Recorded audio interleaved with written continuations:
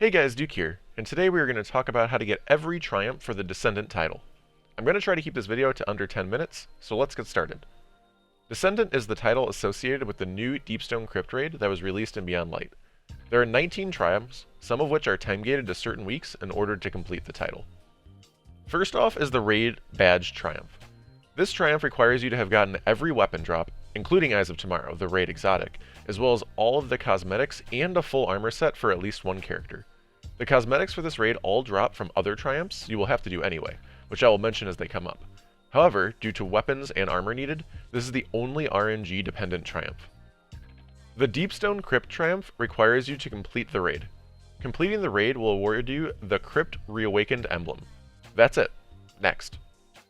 Clan Night requires a completion of Deep Stone Crypt with a fire team full of clanmates. Two quick notes. One, it must be 6 people. Even if there is no one in the fire team that is not in the clan, it will not work unless there are 6 clanmates. Secondly, a boss checkpoint does work for this triumph. Control Group requires you to complete each raid encounter with everyone on the same Guardian class. All Warlocks, all Titans, or all Hunters. Note that this does not have to all be in the same raid, as each encounter is tracked separately. The next 4 triumphs, Electric Sheep, Meltdown, Freezing Point, and Devoid of the Rest, require the entire fire team to use the same subclass type for Arc, Solar, Stasis, and Void respectively. Like Control Group, this does not have to all be done back to back in the same raid. Also note that all of these encounter checks are done at the conclusion of each encounter, so you can run different subclasses and make sure to switch to the one for the triumph you're going for at the very end, but that runs the risk of not doing it in time. And personally, I find it more fun to mix things up and do things differently than normal anyway. Also note that this only applies to your subclass and has nothing to do with the type of weapons you use, as that is something that I've seen some people get a bit confused about. Cryptkeeper asks you to loot both of the secret chests and also rewards you with the Cryptic Insignia shader when completed. The first chest is at the very end of the opening Blizzard Sparrow encounter, while the second chest is about halfway through the space jumping puzzle after Atrax. Not a Scratch is a one-off triumph that requires all pikes being brought from the first heat bubble that they spawn in, all the way to the final bubble that leads you out of the blizzard. A couple tips for this challenge. First, use the frostbite glitch. Most people probably know this by now, but if you put a sparrow, or a pike, outside of the heat bubble and grab it from inside the bubble, you will keep your sheltered from the storm buff wherever you go and not have to worry about moving fast. Just make sure that you don't go back through that first bubble, as for some reason that bubble alone breaks the glitch. There's a pretty safe path to take by going from where the third heat bubble is, straight out until you reach a cliff, going right until it comes to a point, and then turning around and basically just following the cliffside straight until you run into the brigs. I would make sure to park your pikes here, take out the brigs and enemies first, and then bring the pikes down. Note that you do need 6 people in your fire team for this triumph to pop, but you can theoretically do this solo and get all 6 pikes to the end, and then get people to join you for the triumph. Completing this triumph will award you the Retro Causality Sparrow. Rock Bottom asks you to complete all Exo Stranger logs.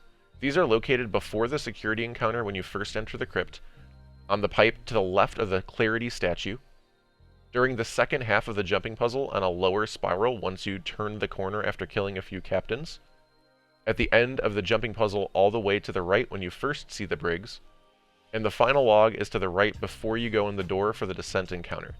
Finishing this triumph awards the No Love Lost Ghost. Red Rover and Resource Contention are both triumphs related to the security encounter. The Red Rover triumph requires every member of the fire team to be Operator and shoot 2 pads in the underneath security room. Once one player goes down and shoots 2 pads, they will need to pass the Operator buff back up, and the next player will grab the Operator buff out of the terminal to be able to go down and swap places to shoot their own 2 pads. As with the normal encounter, after shooting 4 total pads, you will get a DPS phase. In order to get all 6 players to be able to use the Operator buff to shoot their 2 pads, you will need to do 3 phases, and therefore should only destroy 2 tubes per round. If at any time your Operator shoots the wrong pad downstairs and dies, or stays down too long and dies, it will cause the challenge to fail early. For more detailed information on the exact strategy and pacing of the encounter I use, click on the first link in the description below to watch my full Red Rover guide. Resource Contention forces you to finish the encounter using only 2 of the 3 terminals. This is actually quite easy with a small adjustment to the normal strategy. In order to complete this, have your scanner grab the scanner buff and scan dark as per normal. However, make sure that your operator waits for those callouts and opens the operator door when the scanner is ready to have your scanner pass through into Lightroom to scan Lightroom side as well when your operator goes down. Proceed as normal from there, making sure that the person that grabs operator does so from the light side, and that your scanner stays on light side when passing it down to the person below in the security room. In other words, never put a buff, nor take one out of, the dark side room. If you don't one-phase, have your player below scan both sides quickly before your second operator comes down to switch places with them, and make sure they go out towards light side so they can pass down scanner from light side as well for the second DPS phase. Copies of Copies and 5 Seconds to Paradise are both specific to the Atrax 1 encounter. Copies of Copies requires you to juggle all of the Atrax replications until Atrax is defeated. In other words, you cannot use the airlocks to dispose of the replications whatsoever.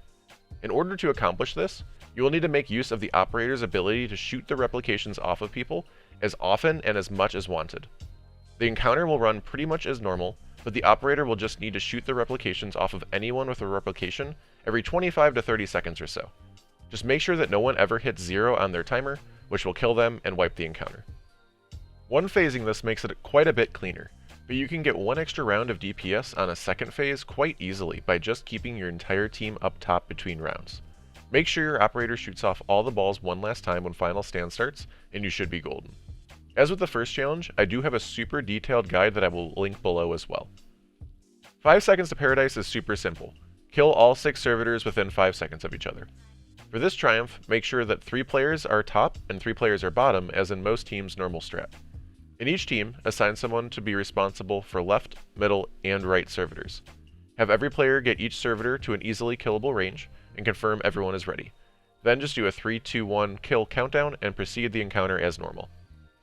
Now 2 things. Right after doing this, we'll immediately start your DPS phase because all the servitors will be down. So make sure your scanner and operator are ready and in position before taking down the servitors.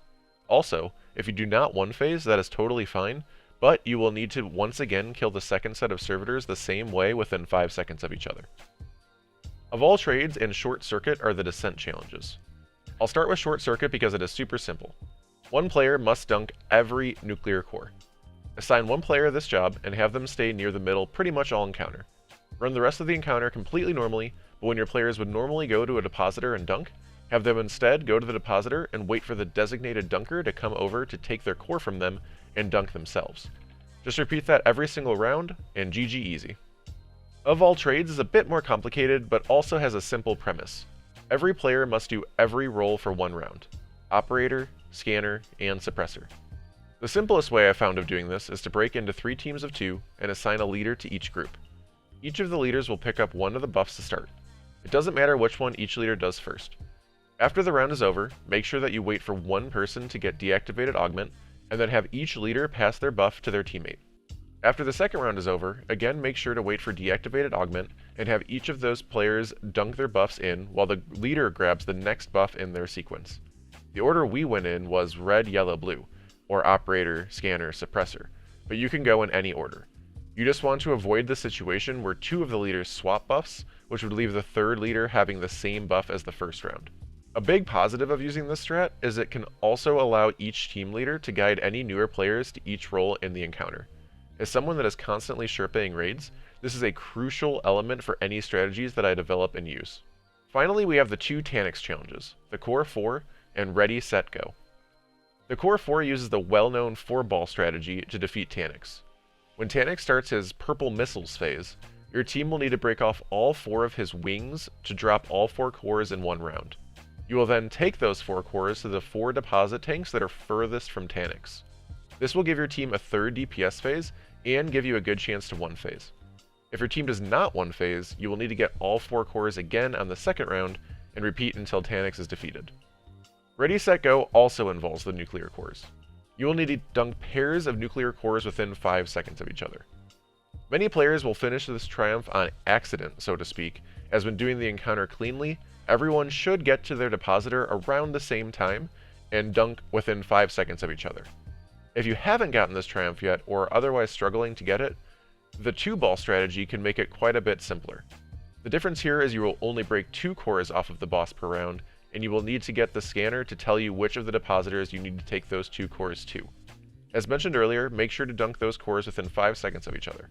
Rinse repeat that for as many rounds as needed until the boss is defeated. Note that the 4-ball strategy does work. Again, it's just a little bit more difficult to make sure that 4 players all dunk within 5 seconds than 2 players. Also note that when using the 2-ball strategy, you only get 2 DPS phases instead of 3, so it is much more likely you will need to do a second round of dropping and depositing all of the cores to defeat Taniks. Thank you for watching my all-encompassing guide to the Descendant title.